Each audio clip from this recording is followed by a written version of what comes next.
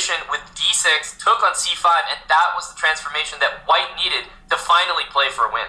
d6 was such a heads-up move, and it's so misleading looking at that with the engine because d6 is unremarkable. It doesn't change the evaluation. Obviously, that resulting position is drawn, but Hikaru was unable to deal with a new set of problems after having defended that other position for 30 moves.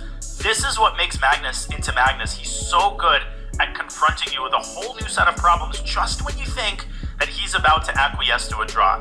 That's not what Magnus does, and he has a 2-point lead him on. And you know, it's that exact moment, I feel like, and I can speak from experience here, you sort of let your guard down. You're like, okay, I've done enough for a draw. He's not making progress.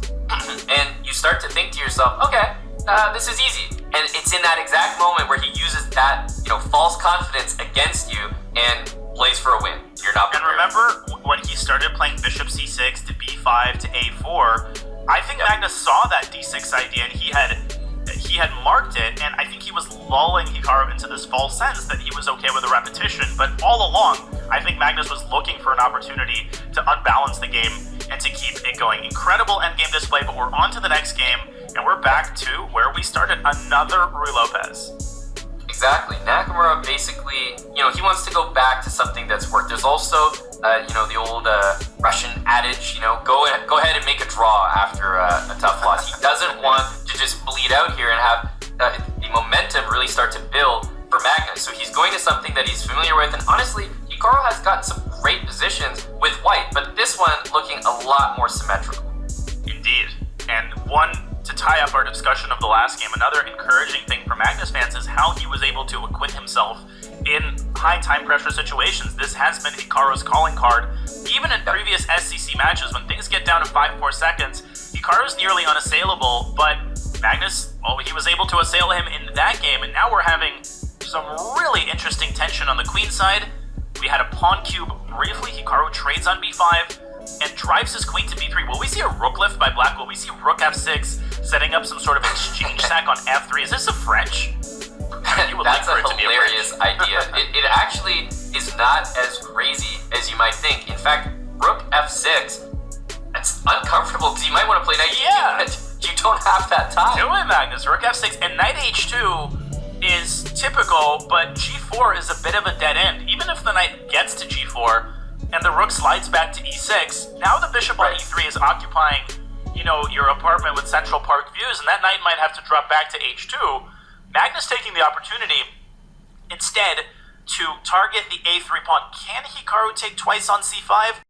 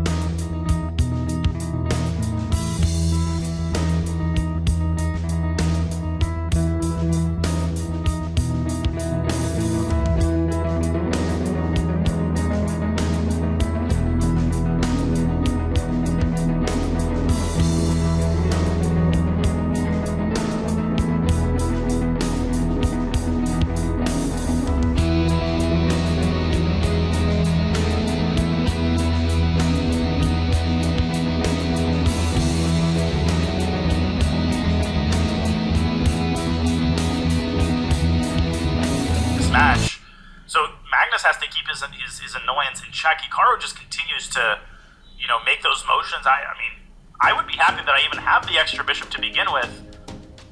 I mean, what's going on here? Yeah, the players are reacting to something, so it's like, I can't wait to see what it is, yeah. I'm wondering if there's yet another blunder. Because they have too much time to be flagging.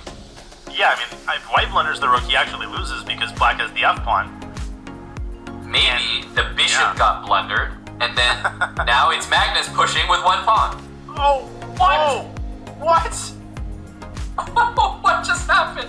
We need so many instant replays right now. Well, clearly we just got teleported into the future. We were lagging on like 20 moves, and those 20 moves were made, and Magnus lost the game. Before the next game starts, we have to look over what happened. Where that pawn was won. How was it lost? I don't know how that even occurred. It's just a dead fortress. Hikaru went around the side.